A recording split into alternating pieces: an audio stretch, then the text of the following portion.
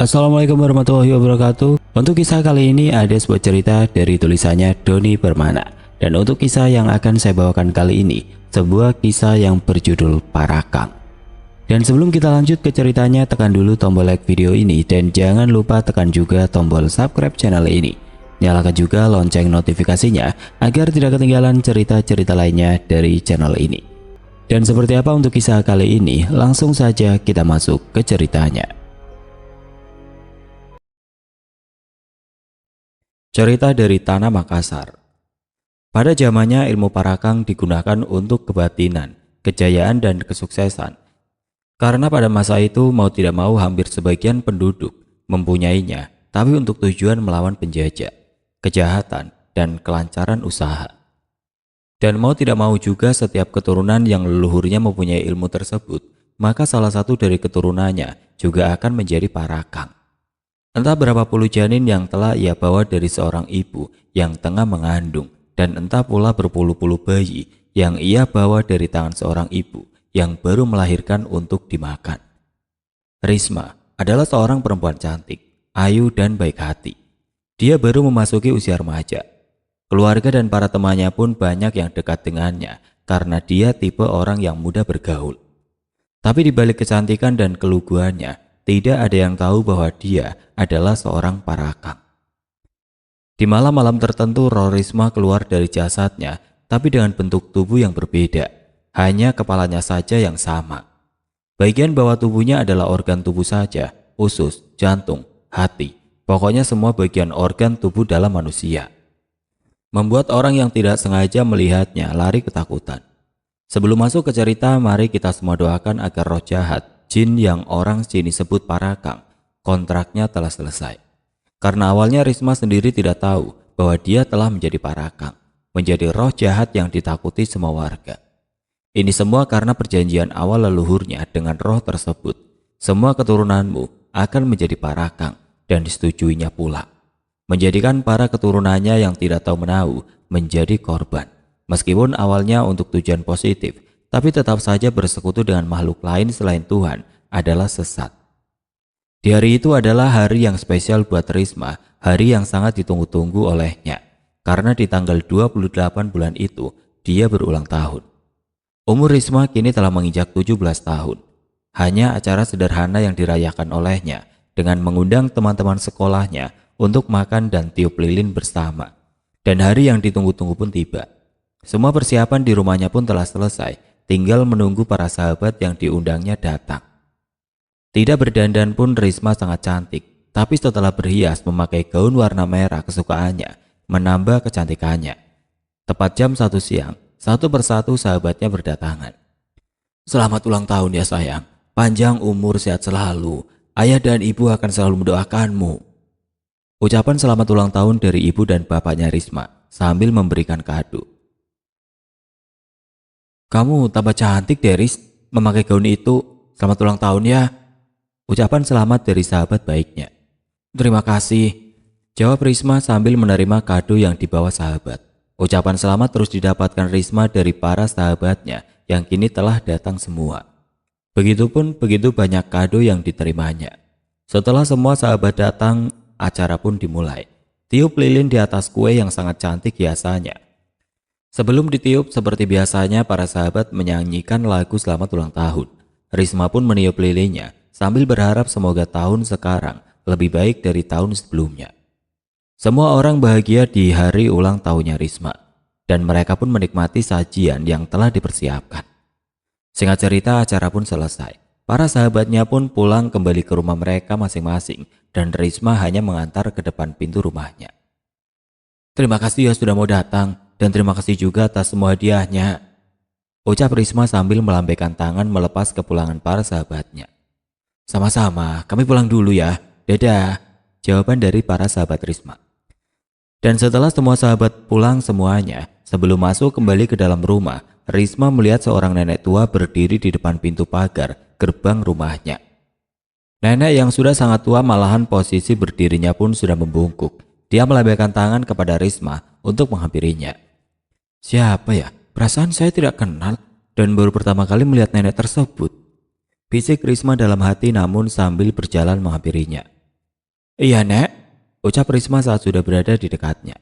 Tapi nenek tua itu tidak bicara, hanya memberikan bungkusan daun pisang berbentuk segitiga yang dibawanya. Itu apa Nek? Nenek siapa dan mau kemana? Biar saya antarkan. Tanya Risma sebelum menerima bungkusan yang hendak diberikan kepadanya. Semoga kamu bisa melewati ini semua. Kamu akan terbebani kesalahan masa lalu leluhurmu. Tapi nenek yakin kamu bisa melewati semua yang akan terjadi. Maksudnya gimana Nek? Risma nggak ngerti. Tanya Risma penuh kebingungan. Sekarang sudah waktunya kamu menerima segalanya. Ini ada hadiah dari nenek di hari ulang tahunmu. Terima. Iya, sekarang Risma ulang tahun Nek. Oh, nenek mau ngasih hadiah juga ternyata. Ucap Risma tanpa memikirkan ucapan nenek tersebut sambil menerima bungkusan yang dibawanya. Yang sabar ya nak, nenek pamit. Ucap nenek setelah Risma menerima bungkusannya. Nenek mau kemana? Ayo masuk ke dalam dulu, kita makan dulu. Pulangnya biar Risma anterin. Risma, kamu lagi ngobrol sama siapa? Tanya ibu di depan pintu rumah. Risma pun langsung menengok ke ibunya sambil berucap. Risma lagi ngobrol sama nenek. Tapi di saat Risma menghadap ke depan, ternyata nenek tersebut sudah menghilang. Membuat Risma menengok kanan kiri jalan, tapi tetap saja nenek tersebut sudah menghilang. Lah, kok ngilang? Ayo masuk, sudah senja. Tadi Risma ngobrol sama nenek tua Bu, dia memberikan hadiah juga. Ini hadiahnya. Tapi di saat ibu manggil kok nenek tersebut menghilang, padahal dia tadi di depan Risma. Jawab Risma sambil menunjukkan bungkusan daun pisang berbentuk segitiga ke ibunya. Ada apa? Tanya bapak menghampiri istri dan anaknya di depan pintu. Itu tadi Risma dikasih hadiah oleh nenek tua, tapi ibu tidak melihatnya. Kata Risma pas ibu panggil dan tanya ngobrol sama siapa. Nenek tuanya malah menghilang. Jelas ibu. Ini hadiahnya ada, tapi orangnya tidak ada pak. Ucap Risma sambil menunjukkan bungkusan pemberian nenek tua. Sini, bapak lihat. Yang awalnya bungkusan tersebut tidak berbau setelah dipegang bapaknya, tiba-tiba tercium bau amis darah yang sangat menyengat dan tetesan darah menetes di tangan bapaknya. Pak, tangan bapak berdarah, bau amis pula. Ucap ibu sambil menutup hidung. Dari dalam daun ini bu. Dan bapak Risma pun membuka bungkusan daun tersebut. Betapa kagetnya bapak, ibu dan Risma saat melihat isi bungkusan. Ari-ari dan gumpalan darah tapi sudah berbentuk seperti janin. Risma langsung pingsan saat bungkusan itu dibuka. Dia tidak tahu kalau itu adalah sebuah janin. Ris, teriak ibu sambil memeluk Risma yang tiba-tiba pingsan. Ini janin bu, ucap bapak. Iya sepertinya pak, cepat buang. Gak berani bapak kalau membuangnya, takut terjadi apa-apa. Simpan dulu pak, kita bawa Risma ke dalam kamar. Ya Tuhan, apa yang terjadi? Ucap ibu dan bungkusan pun disimpan di atas meja di depan rumah. Bapak Risma langsung membopong anaknya ke dalam kamar. Ris, bangun nak, bangun. Ucap ibu sambil membelai pipi Risma. Gimana ini pak? Bapak mau nguburin bungkusannya dulu bu, takut dimakan kucing. Gimana bagusnya saja pak, hati-hati dan yang cepat ya. Bapak pun ke dapur membawa cangkul, kemudian ke depan rumah untuk mengubur bungkusan tersebut. Untungnya masih ada dan langsung dibawa ke halaman belakang rumah untuk dikubur. Tiba-tiba terdengar auman anjing dari kejauhan, membuat suasana menjadi mencekam di saat Bapak Risma menggali tanah. Senja yang tadinya cerah berubah menjadi mendung, dan hujan pun turun deras seketika disertai angin dan kilatan petir. Ya Tuhan, apa yang sebenarnya terjadi? Bisik Bapak Risma dalam hati sambil mempercepat cangkulannya menggali tanah. Setelah dirasa cukup dalam, bungkusan pun dikuburkannya, kemudian ditutup kembali dengan tanah. Keturunanku terpilih menjadi seorang parakang. Tiba-tiba terdengar suara nenek tua ke telinga Bapak Risma. Langsung Bapak Risma menengok kanan kiri, namun tidak ada siapa-siapa. Kemudian Bapak Risma kembali ke dalam rumah. Setelah mandi dan ganti baju, Bapak Risma menghampirinya ke kamar. Yang ternyata Risma baru siuman. Sahabat Risma kemana bu? Sudah pada pulang bukan? Ucap Risma seakan lupa kenapa dia pingsan. Iya, tadi mereka sudah pulang. Kamu tidur di kamar saat masukin kado dari mereka. Membuat ibunya terheran. Mengapa bapaknya berucap demikian? Padahal yang terjadi bukan begitu. Kode bapaknya mengedipkan mata membuat sedikit mengerti. Kayaknya kamu kecapean karena udah 3 hari kurang makan dan tidur, juga untuk mempersiapkan acara. Jelas ibu ikut berbohong. Terus gimana teman-teman Risma? Pada marah pastinya. Enggak, mereka mengerti kok. Ibu jelasin semuanya kalau kamu kecapean. Setelah makan-makan mereka pun pulang. Jelas ibu. Dan hadiah dari para sahabatnya pun dibuka satu persatu, membuat hati Risma sangat senang. Ada boneka, baju, sepatu, pernak-pernik dan berbagai macam lainnya, membuat hati Risma bahagia. Bapak dan ibunya pun keluar kamar meninggalkan anaknya yang tengah bahagia, membuka satu persatu kado yang diberikan para sahabatnya. Pak, sebenarnya apa yang terjadi? Tanya ibu di ruang tengah. Ibu juga lupakan kejadian tadi seperti Risma. Bapak juga tidak tahu, Bu. Jelas bapak menyimpan rahasia yang entah benar atau tidaknya dan tidak ingin memperkeruh keadaan. Dan hari pun berganti. Kala itu Risma kelas 3 SMA. Saat berada di kelas, Risma langsung meminta maaf kepada teman-temannya atas kejadian kemarin. Maafin saya ya kemarin ketiduran. Kamu ini ngomong apa sih, Riz? Jawab salah satu sahabat.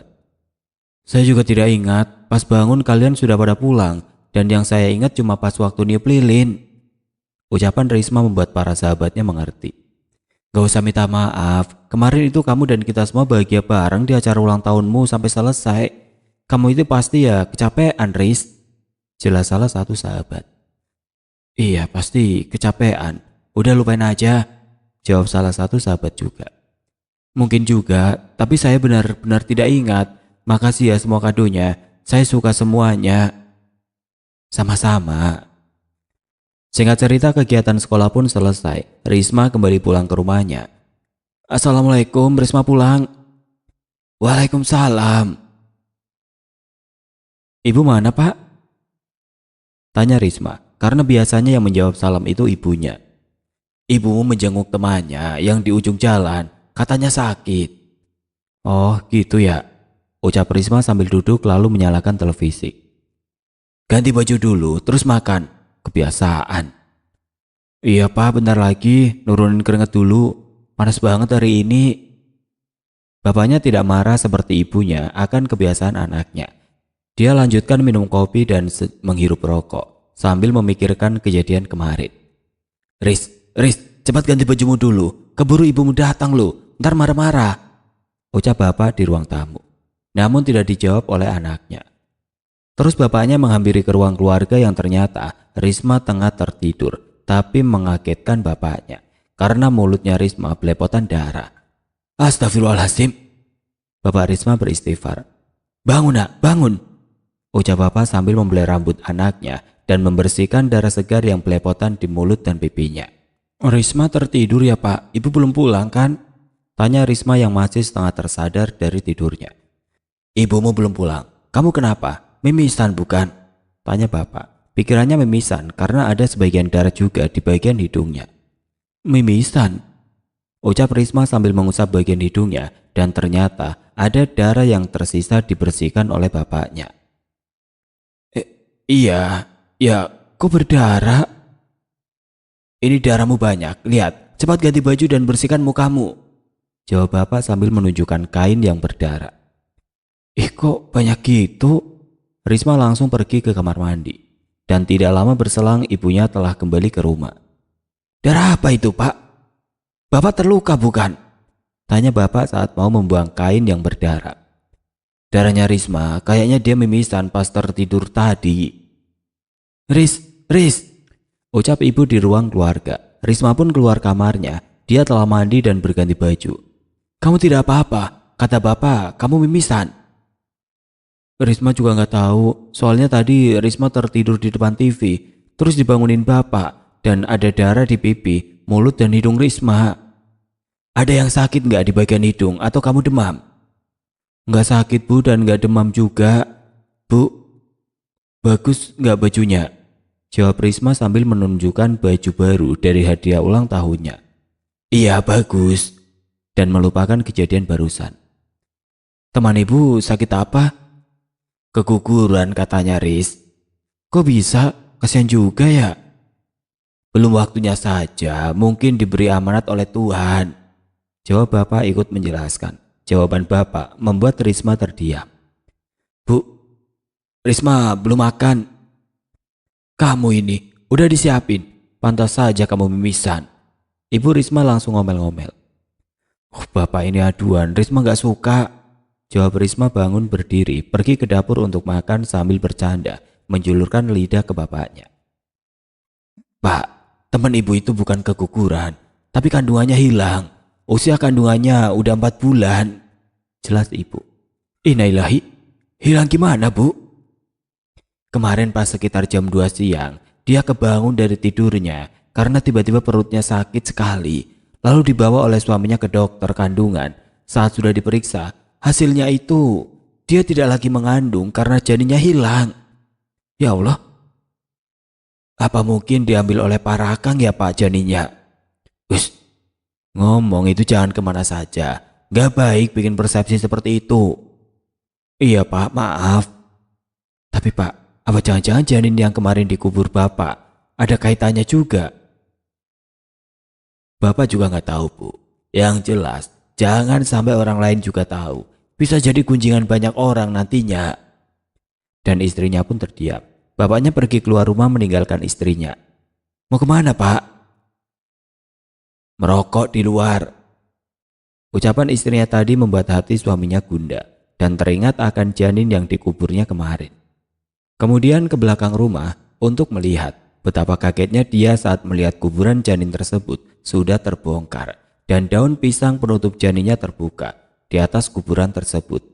Ya Tuhan, apa yang sebenarnya terjadi? Apa mungkin ada kaitannya dengan anakku?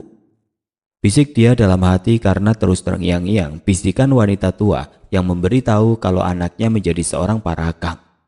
Kuburan janin yang terbongkar pun dirapikan lagi, ditutup kembali. Habis dari mana pak? Kok tangannya belepotan tanah? Tanya istri saat bapaknya masuk ke dalam rumah, lalu masuk ke kamar mandi. Ambilin handuk bu, bapak habis beresin tanaman di belakang. Jawab suami yang masih menutupi. Dan 1 bulan pun telah berlalu. Setelah kejadian tersebut tidak ada lagi kejadian aneh di keluarga.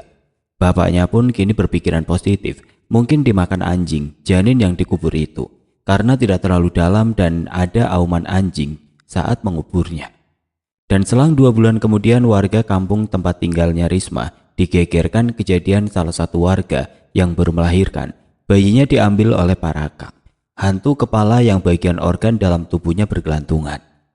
Membuat satu keluarga itu histeris, ketakutan, dan menatapi kesedihan.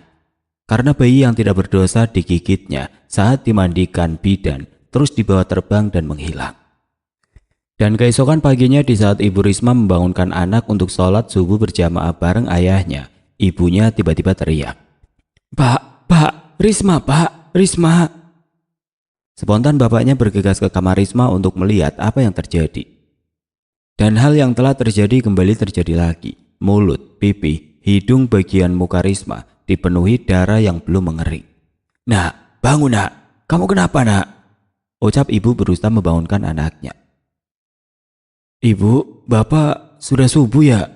Jawab Risma setengah tersadar dari tidurnya. Karena melihat ibu yang memakai mukena dan bapak yang memakai sarung dan peci, hal yang biasa terjadi di waktu subuh. Namun kali itu bapak dan ibunya barengan banguninnya. Wajah kamu dipenuhi darah semua. Kamu sakit apa nak? Cerita sama ibu, jangan dipendam sendiri. Hah? Darah? Jawab Risma bangun dari ranjangnya, lalu melihat ke cermin dan ternyata wajahnya hampir dipenuhi darah, bahkan bagian rambut depannya pun terkena bercak darah. Bu, Pak, Risma kenapa? Kenapa banyak darah di wajah Risma? Apa yang sebenarnya terjadi? Sekarang bersihkan dulu wajahmu, kuat berjalannya apa tidak? Risma pun diantar ke kamar mandi oleh ibunya. Apa yang sakit? Tanya ibu sambil membantu membersihkan darah yang menempel di wajah anaknya. Enggak ada yang sakit bu, Risma sehat, tapi mengapa banyak darah di wajah Risma? Jawab Risma sedikit ketakutan dan kebingungan akan hal yang terjadi kepadanya. Kamu hari ini jangan sekolah dulu, pagi-pagi kita ke dokter. Risma mau sekolah bu, beberapa minggu lagi ujian kelulusan, Risma nggak sakit kok. Sekeras apapun di pagi itu ibunya memaksa, tapi Rismanya tidak mau nurut karena di sekolahnya sedang mengadakan pra-ujian. Risma yang biasanya berangkat sendiri di hari itu diantarkan bapaknya menggunakan sepeda motor, takut anaknya kenapa-napa di jalan. Tapi saat melewati salah satu rumah di kampungnya, banyak orang tengah berkerumun, dan bapaknya berhenti sejenak untuk menanyakan apa yang terjadi. "Mohon maaf, ada apa ya?" tanya Bapak Risma ke salah satu warga yang ikut berkerumun. "Itu Pak Yusri, tadi malam Ibu Rani melahirkan," jawab salah satu warga. "Terus?" "Anaknya laki-laki, tapi katanya pas lagi dimandikan bidan, tiba-tiba jendela kamar terbuka dengan sendirinya. Angin masuk berembus kencang, dan tidak lama berselang, Pak Rakang datang mengambil bayi yang tengah dimandikan bidan." "Astagfirullahaladzim. Yang benar, Pak." Bapak Risma beristighfar. "Iya, katanya beneran, Pak. Buktinya bayinya hilang. Masa bidan, ibu, suami, dan para keluarga yang menyaksikan berbohong? Tapi nggak tahu juga, saya juga katanya." "Pak Rakang itu apa, Pak?" Dan bapaknya langsung teringat kejadian tadi subuh. "Anak gadis tidak perlu tahu yang begituan," jelas bapak. "Betul, Riz. Nggak perlu dipikirkan, ntar ketakutan lagi," jawab salah satu warga. "Ya sudah, Pak. Saya nganterin anak saya sekolah dulu. Mari." "Iya, silakan. Hati-hati di jalan." Dan setelah mengantarkan anaknya ke sekolah, Bapak Risma mengunjungi kembali rumah salah satu warga yang anaknya dibawa Pak Rakang. Dan memang benar cerita yang tadi pagi dijelaskan salah satu warga tersebut, membuat pikiran ayah Risma kembali berkecamuk, memikirkan ucapan nenek tua saat mengubur janin, bahwa anaknya menjadi Pak Rakang. Dan setelah kejadian tersebut, kegiatan ronda malam pun semakin diperketat. Warga tidak mau kejadian tersebut terulang kembali, dan untuk yang sedang mengandung, setiap pintu rumah, jendela kamarnya digantungi buah jarak dan berbagai benda lainnya, yang konon katanya sebagai syariat tolak bala mengusir Pak Rakang agar tidak mengambil janin atau bayi yang baru dilahirkan. Dan selang beberapa hari kemudian, warga kampung sebelah digegerkan pula dengan kejadian janin yang hilang dalam kandungan. Kabarnya di saat ibu yang tengah hamil muda itu terlelap tidur bersama suaminya, dia terbangun karena jendela kamarnya terbuka dengan sendirinya dan angin berembus membangunkan tidurnya. Dan ibu hamil tersebut hanya bisa melotot dan mulutnya menganga, tidak bisa bergerak, saat melihat hantu kepala perempuan masuk ke dalam jendela dan mendekatinya, lalu tiba-tiba menghilang. Saat mendekati perutnya, tiba-tiba menghilang. Beberapa detik kemudian seperti keluar kembali di dalam perut sambil menggigit gumpalan darah, dan setelah itu pergi dan menghilang keluar jendela. Barulah ibu hamil tersebut berteriak kesakitan dan ketakutan.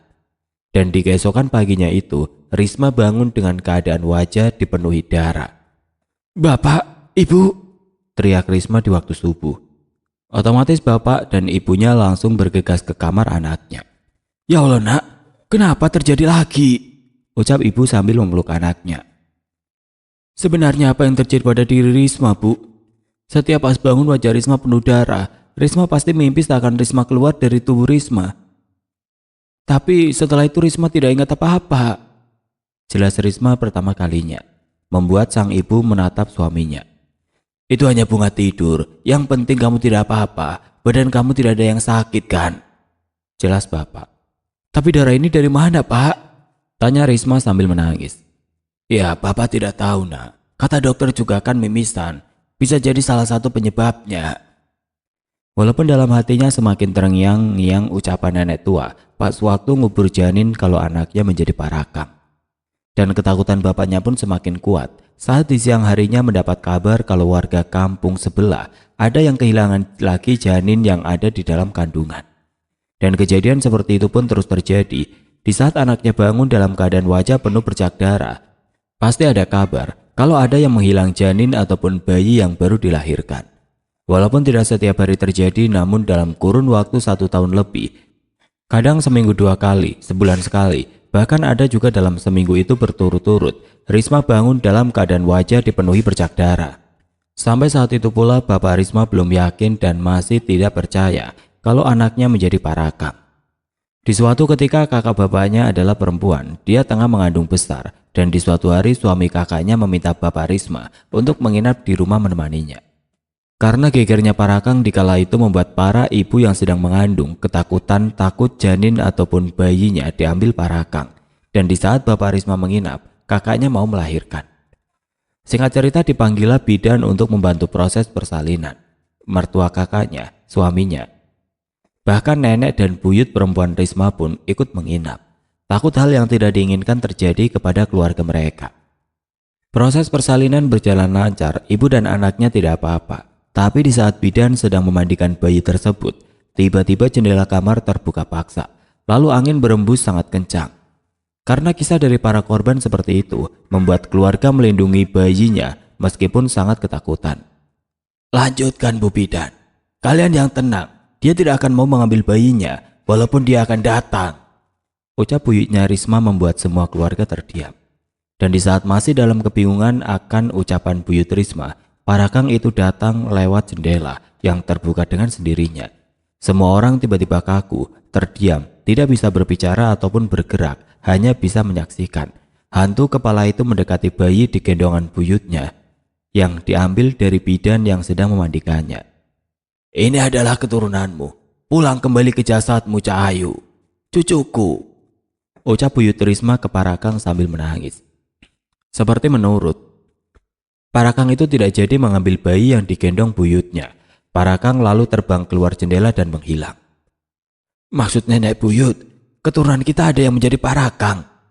Tanya Bapak Risma setelah keadaan tenang. Bisa iya dan bisa juga tidak. Tapi kemungkinan salah satu dari keturunanku ada yang menjadi Parakang. Kenapa bisa? Padahal di keluarga kita tidak ada yang mengenut ilmu Parakang. Tanya nenek Risma. Saya pastikan nenek buyut dan kakek buyut tidak menganut ilmu Parakang, termasuk juga kamu dan anakmu. Tapi saya tidak tahu kalau leluhur kita dulu menganut ilmu tersebut. Tapi kenapa keturunannya menjadi korban?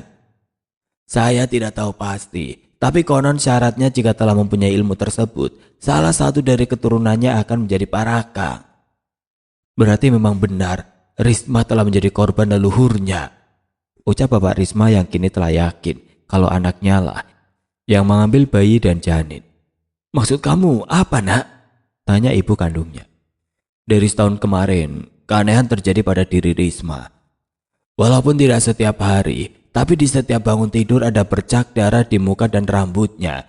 Hari itu pula ada yang kehilangan janin atau bayi yang baru dilahirkan. Jelas Bapak Risma sambil menangis.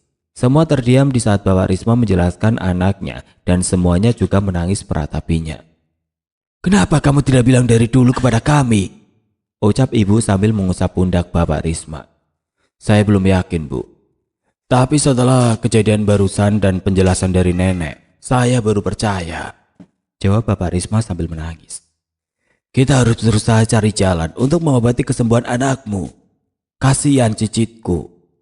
Dan di keesokan paginya nenek dan buyut Risma berkunjung ke rumah, sedangkan Bapak Risma pergi ke tempat yang ditunjuk oleh buyutnya, yang katanya bisa mengobati penyakit di luar nalar. Bapak Risma datang di sore hari bersama seseorang yang sudah tua. Suasana rumah yang tadinya tenang karena ibu Risma, nenek dan buyutnya sedang berbincang termasuk Risma, namun belum memberitahukan kalau Risma menjadi seorang kuyang. Assalamualaikum. Ucapan salam dari Bapak Risma langsung masuk ke ruang tamu. Waalaikumsalam. Jawaban salam serentak dari dalam. Tiba-tiba Risma melotot ke arah orang yang dibawa bapaknya sambil berkata, "Pergi." Orang tua tersebut terus menggerakkan bibirnya seakan seperti membaca doa dan mantra. "Kau tidak tahu siapa saya?" teriak Risma sambil ketawa menakutkan. Dan seketika kepala Risma keluar dari lehernya, begitupun bagian organ dalam tubuhnya, membuat nenek dan ibunya pingsan karena ketakutan. Kamu tidak akan mampu memutus kontrak yang telah dibuat. Coba saja kalau kamu ingin mati. Bentak Parakang yang kini telah keluar dari jasad Risma. Saya akan pergi. Tolong, jangan bunuh saya. Ucap orang yang dibawa Bapak Risma yang langsung kabur keluar rumah. Pak, anak saya gimana Pak? Tolong anak saya. Saya tidak akan mengganggu keturunan keluarga ini karena telah menjadi kontrak leluhur kalian. Tapi jika kalian coba mengusikku, maka aku akan membunuhmu. Ucap hantu kepala Risma kepada bapaknya. Tolong pergi, Saya tidak mau cucuku jadi begini. Kasihan dia. Pinta buyutnya Risma. Kelak aku akan pergi dan pergi ke dalam tubuh salah satu keturunanmu lagi. Jawab Parakang sambil tertawa. Membuat buyut dan bapaknya menangis dan tertunduk mendengar jawaban Parakang. Nenek buyut, bapak kenapa menangis dan kenapa ibu dan nenek pingsan? Tiba-tiba terdengar suara Risma. Yang ternyata kini kepala dan bagian organ tubuhnya telah kembali ke jasadnya. Cucuku. Nenek buyut bangun dari duduknya sambil memeluk erat tubuh Risma. Sebenarnya apa yang terjadi? Tanya Risma penuh keheranan. Karena hingga saat itu Risma belum sadar bahwa dirinya lah yang telah mengambil janin dan bayi. Kamu tidak kenapa-napa sayang, ucap bapak yang masih menutupi kebenarannya.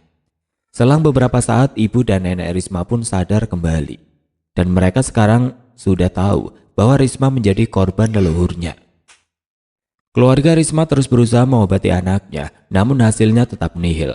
Lagi-lagi dan lagi setiap orang yang dibawa untuk memutus ikatan, semuanya gagal dan gagal karena tidak mampu melawan ataupun ilmunya kalah.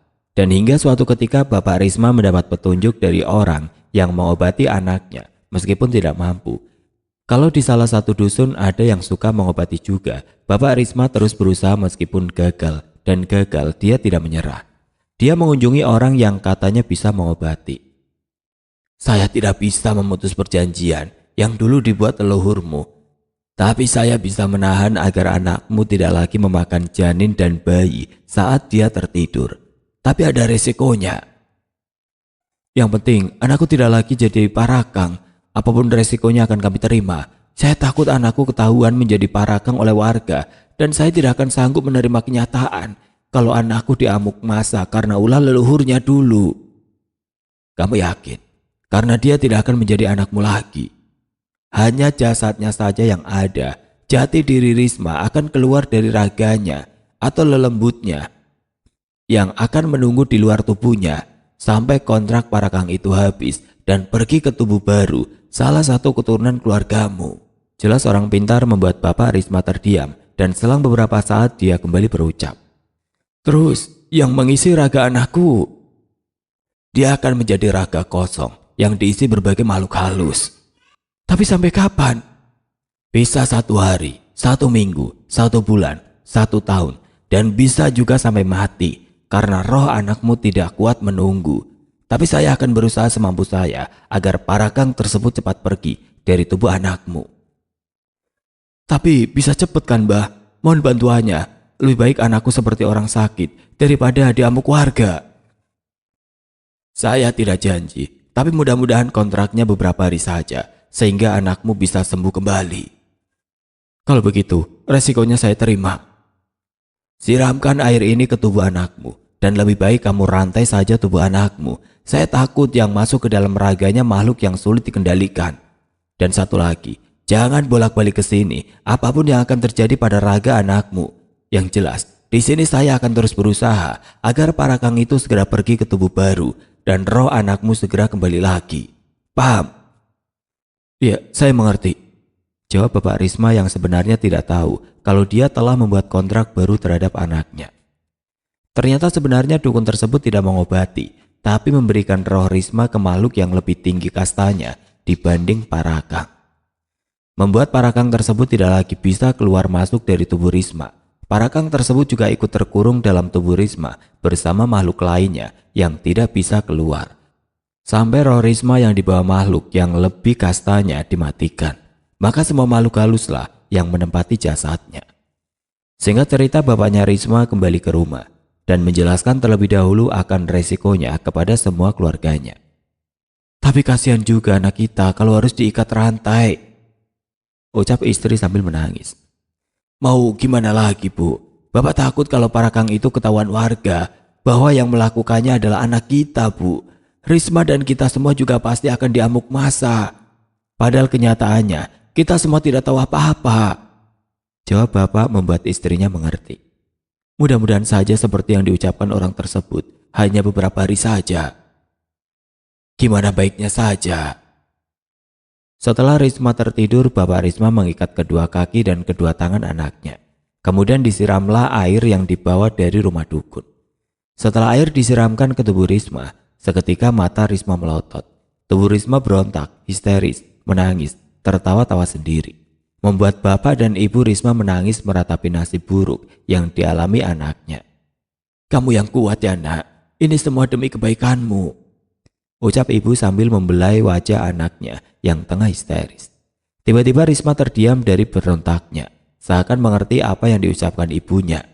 Air mata membasahi pipi Risma, dan ibunya menghapus air mata tersebut dengan tangannya. Lalu saat tangan ibunya mengusap air mata di dekat bibirnya, dia menggigit tangan ibunya sekuat tenaga. "Sakit! Nak, lepasin nak, ini ibumu!" teriak ibu kesakitan sambil menarik paksa telapak tangan dekat jari kelingking. Darah keluar dari telapak tangan ibu Risma. "Darah, aku mau darah!" ucap yang ada di dalam tubuh Risma sambil ketawa dan menangis. "Ibu tidak kenapa-napa. Luka gigitan anak kita saja, Pak." "Sudah, biarin saja Bu, jangan digangguin." Dan mereka berdua pun keluar kamar meninggalkan tubuh anaknya yang terus berteriak. Sepanjang malam Risma terus menangis dan tertawa, bahkan sesekali bicara sendiri terus-menerus. Dan sepanjang malam pun ibu dan bapaknya terus menangis meratapi nasib buruk anaknya. Di keesokan paginya suara anaknya tidak terdengar lagi. Saat diperiksa ke kamar ternyata tengah berbicara sendiri, menangis dan seperti tertawa, namun tidak lagi ada suaranya, jadi seperti orang bisu. "Mungkin ini bantuan dari orang tersebut Bu, agar kita berdua tenang dan para tetangga juga tidak terganggu." "Mungkin juga Pak, tapi kasihan Risma." Dan hari-hari pun telah berganti namun Risma belum sembuh. Minggu, bulan, tahun pun terus berlalu, tetap juga Risma belum kembali. Makan minum disuapi oleh ibunya setiap hari. Cuma sesekali berontak dan kesehariannya menangis tertawa berontak walaupun sebentar. Namun anehnya Risma seperti orang bisu. 20 tahun kemudian pun telah berlalu, namun Risma masih seperti itu. Banyak warga tetangga dan para sahabatnya berdatangan di awal kejadian karena Risma menghilang begitu saja. Semuanya menangis melihat tubuh Risma yang diikat, terus-terusan berontak, ngomong sendiri, tertawa sendiri seperti orang gila, namun tidak ada suaranya. Banyak sekali orang yang menawarkan agar anaknya segera diobati. "Sedang kami upayakan, minta doanya saja untuk kesembuhan anak saya." Risma kini berusia 40 tahun lebih dan orang tuanya sudah tua juga dan masih belum sembuh. Keseharian orang tuanya hanya penjual warung kopi dan sembako di depan rumahnya. Dan sekarang di tahun 2024 saya sebagai penulis kembali masuk ke dalam cerita. Setelah saya pulang bersilaturahmi dari tempatnya Kiai Sepuh dan Haji Firman. Sesudah pamit ke pemilik warung, saya melanjutkan perjalanan pulang ke kosan. Tidak tahu kenapa saat melewati salah satu kampung, ingin beristirahat sejenak untuk merokok dan minum kopi. Kebetulan juga di pinggir jalan kampung tersebut ada warung. Motor pun saya matikan. "Permisi Tabi," ucap saya di depan warung tersebut. "Iya, mau beli apa?" tanya pemilik warung seorang laki-laki yang sudah tua. "Ada kopi hitam kek, tapi diseduh dan kalau bisa airnya dimasak sampai mendidih. Jangan pakai air dispenser." "Ada, tunggu sebentar ya, saya masakin dulu airnya," jawab seseorang perempuan yang ternyata di dalam warung tersebut ada mereka berdua. Nenek tersebut masuk ke dalam rumah untuk memasak air dan si kakek menghampiri saya yang duduk di kursi warung. "Dari nada bicaramu nak, sepertinya kamu bukan orang asli sini," ucap kakek membuka pembicaraan. "Iya bukan kek, saya perantauan asli orang Sunda." "Habis dari mana dan hendak kemana nak?" "Saya habis bersilaturahmi kek dan sekarang mau pulang kembali ke kosan." "Ini rumahmu, itu bapak dan ibumu," ucapku sendiri. "Maksudnya nak, kamu ngobrol sama siapa?" tanya kakek tersebut. "Di dalam rumah anak kakek sakit bukan?" Membuat kakek itu terdiam dan menatap ke arahku secara seksama. "Kok kamu bisa tahu kalau anakku sedang sakit?" "Tahu, anakku yang menjelaskan semuanya. Entah kebetulan atau memang takdir Tuhan. Tadinya saya mau istirahat pulang dulu ke kosan. Lumayan capek soalnya perjalanan kemarin." "Saya tidak mengerti. Jelasin gimana? Kan anak saya sakit di rumah, bahkan diikat pula tubuhnya." "Coba ingat lagi kejadian 20 tahun ke belakang. Terus yang di rumah benar-benar anakmu atau bukan?" Iya benar nak, kakek sudah lelah menunggu kesembuhan anak kakek. Yang di dalam tubuh anak kakek bukan dirinya yang asli.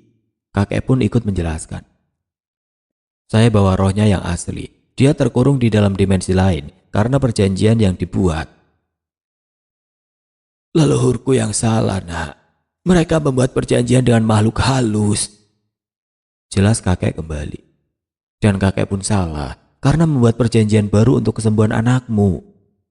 Kakek hanya berikhtiar nak. Tujuan kakek buat kesembuhannya juga. Saya tahu, tapi kakek sama halnya seperti leluhur kakek, mendoakan Tuhan. Saya mengerti dan Allah pun akan lebih mengerti. Taubat kek, akan dosa yang telah dibuat dulu. Meskipun kakek rajin sholat dan sangat patuh akan agama, saya yakin kakek belum sadar dan tidak tahu kalau yang dilakukan kakek dulu itu sesat. Allah sangat benci. Silakan kakek mengucap 2 kalimat syahadat lagi dan mohon ampun akan dosa yang telah dilakukan dulu. Tapi mohon maaf yang sebesar-besarnya jikalau ucapan saya salah. Dan yang tidak sangka-sangka adalah kakek tersebut langsung mengucap kembali 2 kalimat syahadat dan langsung bersujud memohon ampunan kepada Allah akan dosa yang telah dilakukannya. Pak, Teriak istrinya di dalam rumah. kenapa bu? Ada apa? Kakek tersebut langsung bangun dari sujudnya dan setengah berlari masuk ke dalam rumah. Setelah masuk ke dalam rumah selang beberapa saat, kakek tersebut keluar rumah dan menghampiriku. Nak, Risma anak saya.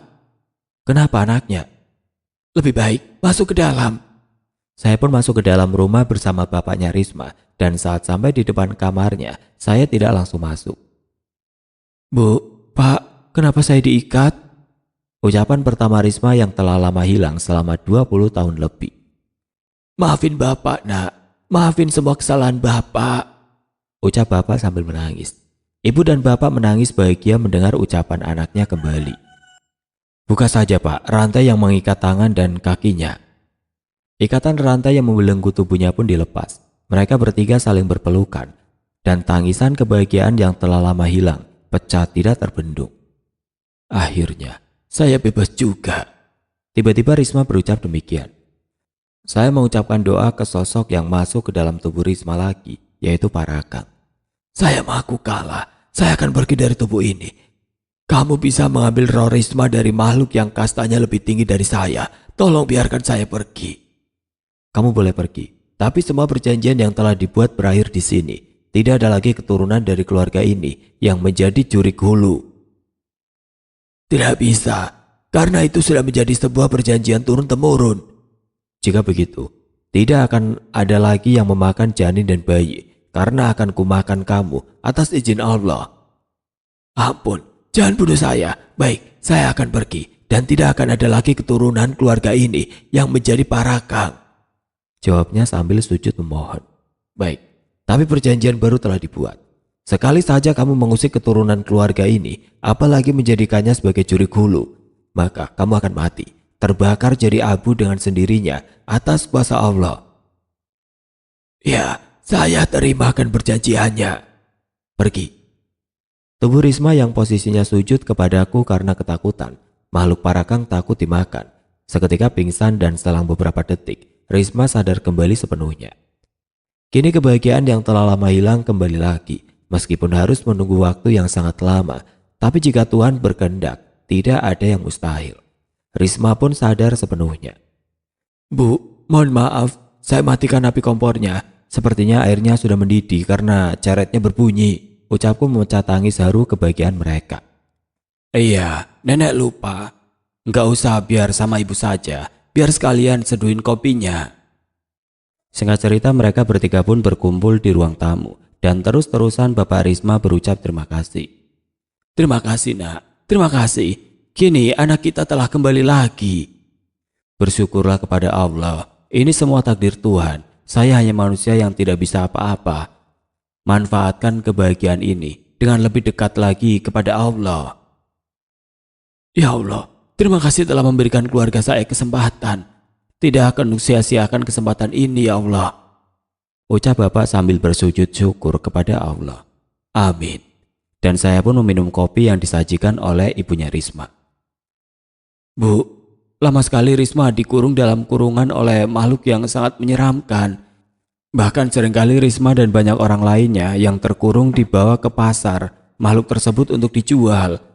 Tapi dari sekian banyaknya orang tinggal di dalam kurungan hanya Risma dan 2 orang laki-laki yang belum terjual. Saat itu kurungan Risma saat di pasar untuk dijual tiba-tiba ditutupi kain. Mulut pun diikat, tapi kainnya juga sedikit terbuka. Beruntungnya pemuda ini lewat dan memaksa makhluk tersebut untuk melepaskan kita bertiga.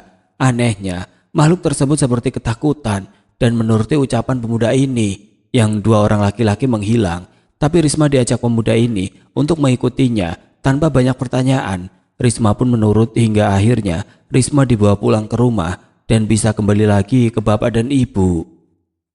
Penjelasan Risma membuat bapak dan ibunya tidak kuasa menahan air mata karena kesalahan yang dibuatnya. Mereka berdua terus-terusan meminta maaf kepada Risma sambil menjelaskan kembali semua yang terjadi sehingga Risma dibuat terkurung di dimensi lain. Dan saya pun karena hobinya sebagai penulis meminta izin untuk menceritakan kisahnya. Saya pamit pulang. Berapa harga kopi yang sudah habis 3 gelas dan rokok 1 bungkus? Justru kami yang harusnya bagaimana cara membalas kebaikan kamu, nak. Jangankan hanya kopi dan rokok, apapun yang kamu minta selagi kita mampu akan kita berikan. Cukup pak, jangan diteruskan. Jika bapak tidak mau menerima uang kopi dan rokoknya, asal bapak ikhlas, saya sangat berterima kasih. Ini semua kehendak Tuhan pak, bu. Dan kamu juga Risma. Kita saling mendoakan saja agar selalu diberikan pertolongan Tuhan, sabar dan tawakal. Insya Allah tidak ada yang mustahil jika Allah berkehendak. Sekali lagi, saya ucapkan terima kasih banyak. Saya pamit pulang. Oke teman-teman, sekian untuk kisah kali ini. Semoga apa yang sudah saya sampaikan dalam kisah ini dapat dijadikan pembelajaran untuk kita semua. Dan buat teman-teman yang baru bergabung, jangan lupa untuk like, komen, share, serta subscribe channel ini. Dan nantikan kisah-kisah horor berikutnya. Wassalamualaikum warahmatullahi wabarakatuh.